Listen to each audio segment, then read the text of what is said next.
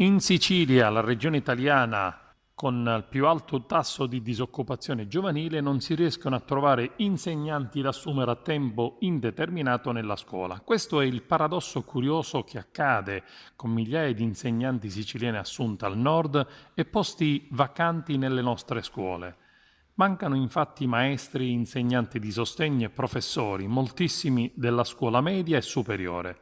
La CGIL Scuola ha pubblicato il resoconto delle immissioni in ruolo concluse entro lo scorso 30 agosto ed ha svelato la contraddizione della terra di Sicilia, in cui ci sono i precari, ma sono inseriti nelle graduatorie sbagliate, oppure, pur insegnando da anni come supplenti, non hanno i requisiti previsti per essere assunti in pianta stabile.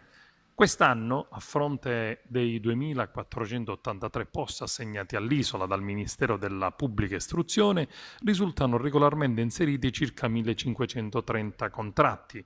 I rimanenti circa 1.000 posti non sono stati assegnati per mancanza di aspiranti inseriti nelle graduatorie.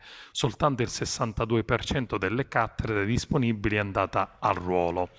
La restante parte verrà assegnata dai dirigenti scolastici ai supplenti delle graduatorie d'istituto. Mancano all'appello precari titolati ed abilitati nelle materie di italiano, matematica e strumento musicale alla media, insegnanti di sostegno e non si trovano ingegneri per alcune materie che si insegnano negli istituti tecnici.